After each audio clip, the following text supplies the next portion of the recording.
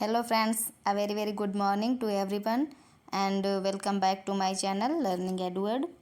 Today we will discuss about formation of feminine gender. यानी कि आज की इस क्लास में हम लोग मास्कुलिन जेंडर से फेमिनिन जेंडर का निर्माण कैसे होता है इसके बारे में डिस्कशन करेंगे। और जिन्होंने मेरी कल की क्लास देखी है उनको पता है कि हम लोग कल हमने वो जेंडर के बारे में डिस्कशन किया था। तो जो भी मेरे व्यूअर्स नए हैं, मैं इस पेज पर आए हैं, तो उनको मैं बता दूं कि यदि आप बेसिक ग्रामर सीखना चाहते हैं तो आप बिल्कुल सही जगह पे आए हैं। यहाँ पर मैं आपको डेली 10 मिनट की क्लास में कुछ ना कुछ नया पॉइंट या फिर कुछ ना कुछ नए ग्रामर्स के रूल सिखाती हूँ। तो प्लीज़ अगर आप चैनल पर नए हैं और अब तक आपने चैनल को सब्सक्राइब नहीं किया है तो प्लीज़ चैनल को अभी सब्सक्राइब कर दो ऐसी हेल्पफुल, नॉलेजफुल और इंटरेस्टिंग वीडियोज़ के लिए। तो सबसे पहले हम रिवाइज करेंगे कल हमने क्या पढ़ा था। तो कल की क्लास में हमने जेंडर पढ़ा था और उसके बाद काइंड्स ऑफ जेंडर भी पढ़ा था। तो मैंने 4 काइंड्स बताए थे जेंडर के: masculine gender, feminine gender, common gender and neuter gender. तो आज की क्लास में हम लोग मास्कुलिन जेंडर से फेमिनिन जेंडर कैसे बनाया जाता है या फिर उसके क्या क्या रूल्स हैं उसके बारे में डिस्कशन करेंगे। तो लेट्स स्टार्ट द क्लास। तो हम देखेंगे सबसे पहला पॉइंट ये है कि फॉर्मेशन ऑफ फेमिनिन जेंडर, यानी कि फेमिनिन जेंडर का निर्माण किस तरह से होता है। तो there are 3 major rules formation of feminine gender from masculine gender. तो यहाँ पर बताया जा रहा है कि मस्क्यूलिन जेंडर से फेमिनिन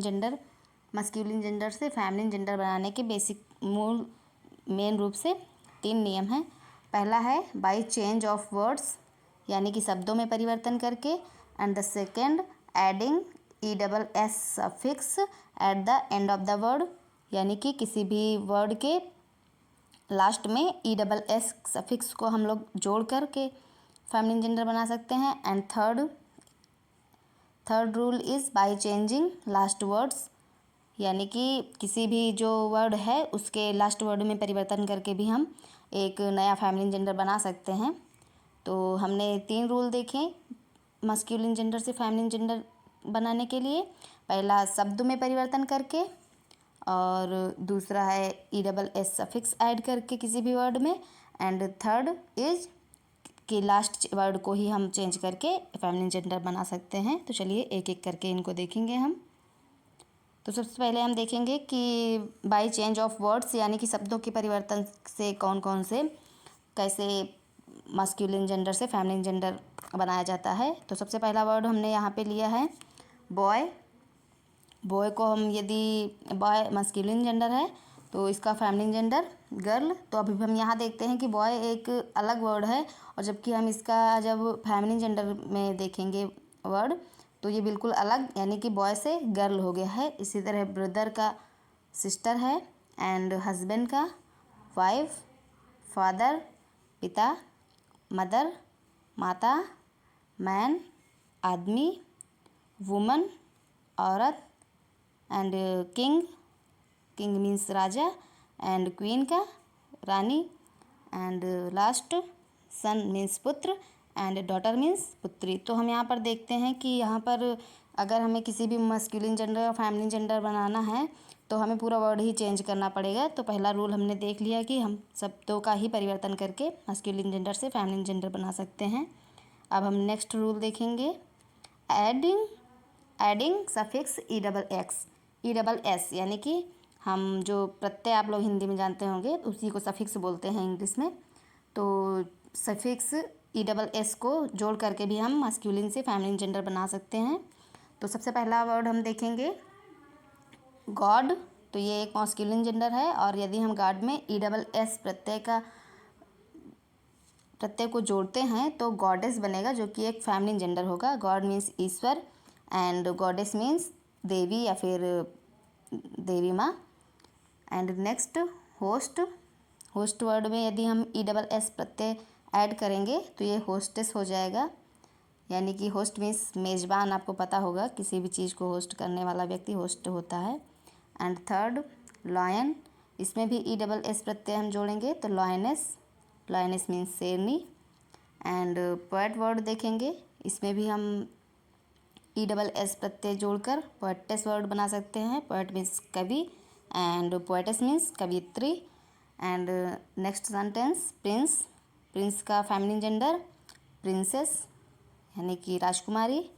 एंड एक्टर का एक्ट्रेस, एक्टर को तो आप सभी को पता होगा।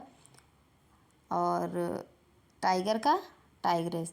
तो ये हमने सेकेंड रूल पढ़ा दैट किसी भी वर्ड में या फिर कुछ वर्ड्स ऐसे हैं जिनमें हम सफिक्स ESS को जोड़ करके भी फेमिनिन जेंडर बना सकते हैं।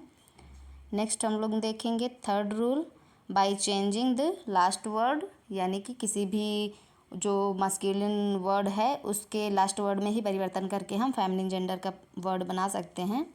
तो हम देखेंगे एग्जाम्पल्स। तो मस्कुलिन जेंडर का सबसे पहला वर्ड है हमारे पास ग्रैंडफादर यानी कि बाबा। और ग्रैंडफादर के लास्ट वर्ड यानी कि जो ये फादर वर्ड है इसी को यदि हम चेंज कर देंगे और यहाँ पर मदर लिखेंगे तो ये ग्रैंड मदर हो जाएगा। तो इसमें हम देखेंगे रूल अप्लाई कैसे हो रहा है। तो चेंजिंग ऑफ लास्ट वर्ड्स, यहाँ पर फादर की जगह पर यहाँ पर मदर किया गया है, जिससे यहाँ पर तो हमने देखा कि ग्रैंड फादर में हम लोग फादर वर्ड को चेंज करके मदर वर्ड लिखेंगे तो वो ग्रैंड मदर हो जाएगा। और grand father means Baba and grand mother means आजी या अम्मा, जो भी बोलते हो आप अपने अपने पापा की अम्मा को। And the next word landlord. अब लैंडलॉर्ड वर्ड में भी हम देखेंगे कि लॉर्ड वर्ड को चेंज करके यहाँ लेडी से चेंज किया गया है। तो लैंडलॉर्ड मीन्स ज़मींदार एंड लैंड लेडी अब जो बोलते हो इसको हिंदी में। एंड नेक्स्ट वर्ड मिल्कमैन का मिल्कमेड, इसमें भी देखो मैन की जगह मेड वर्ड का यूज़ किया गया है। तो यहाँ पर हम देख रहे हैं इन सभी वर्ड्स में मस्कुलिन से फेमिनिन बनाने के लिए हमें लास्ट वर्ड में चेंज करना पड़ रहा है। तो ये थर्ड रूल है मस्कुलिन से फेमिनिन जेंडर बनाने का। And the next peacock, peacock में देखिए आप कॉक की जगह हैन का यूज़ हो रहा है तो पीहन यानी peacock means more and पीहन means Morni. Washerman and washer women. तो ये हमारा थर्ड रूल था जो कि मास्कुलिन जेंडर से फेमिनिन जेंडर बनाने के लिए। अब कुछ वर्ड्स ऐसे होते हैं जिसमें चेंज इरेगुलर वे से होता है, यानी कि उसमें कोई नियम के अनुसार कोई भी वर्ड नहीं बनता है। तो वे वर्ड हम देखेंगे। जैसे कि पहला मैंने एग्जांपल लिया है ब्राइड ग्रूम वर्ड यानी कि दूल्हा। तो इसमें हम देखते हैं कि कोई भी चेंज नहीं हो रहा है, पूरा वर्ड ही या तो हटा दिया जा रहा है। फर्स्ट एग्जांपल में तो पूरा वर्ड ही हटा दिया गया है ग्रूम वर्ड। तो ब्राइड मीन्स दुल्हन एंड ब्राइड ग्रूम मीन्स दूल्हा। तो ब्राइड ग्रूम एक मस्कुलिन वर्ड है एंड ब्राइड वर्ड ये फेमिनिन वर्ड है। एंड नेक्स्ट देखेंगे हम लोग विडोवर मीन्स विधुर एंड विडो मीन्स विधवा। तो ये जो यहाँ पर मैंने तीनों एग्जाम्पल लिए हैं ये वर्ड्स बिना किसी नियम के चेंज हुए हैं फेमिनिन जेंडर में, तो ये इरेगुलर तरीके से हुए हैं। तो विडोवर मतलब विधुर एंड विडो मीन्स विधवा। विडोवर आप लोग विधुर जानते हैं किसको बोलते हैं? ऐसे व्यक्ति जिनकी पत्नी या फिर जिनकी औरतें ख़त्म हो जाती हैं उनको विधुर बोलते हैं। और विधवा उनको बोलते हैं जिनके हस्बैंड्स एक्सपायर हो जाते हैं या फिर नहीं रहते हैं, उनको वीडो बोलते हैं। नेक्स्ट हीरो एंड इसका भी देखिए जब फेमिनिन जेंडर में हीरो को चेंज करेंगे तो ये भी इरेगुलर चेंज है, इसका हीरोइन होगा। अब हम देखेंगे कुछ इम्पॉर्टेंट पॉइंट्स जो कि जेंडर से रिलेटेड हैं। तो जेंडर बनाने के लिए मस्कुलिन से जब हम फेमिनिन जेंडर में चेंज करते हैं तो अधिकतर हम लोग प्रॉपर नाउन में चेंज करते हैं। और यदि हम मटेरियल नाउन और एब्स्ट्रैक्ट नाउन देखें तो ये दोनों हमेशा से न्यूटर जेंडर में ही होते हैं।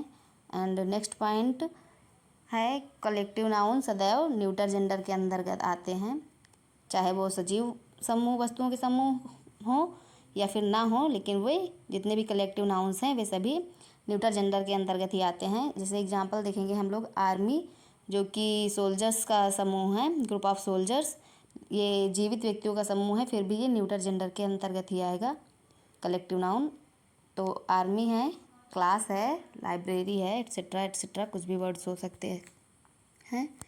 नेक्स्ट पॉइंट हम देखेंगे छोटे छोटे बच्चे यानी कि चाइल्ड्स, पशु, एनिमल्स एंड इंसेक्टर्स, इनके भी ये भी जितने जंतु हैं ये सभी न्यूटर जेंडर के अंतर्गत आते हैं, यानी कि न्यूटर जेंडर ही माने जाते हैं। एग्जाम्पल देखेंगे हम।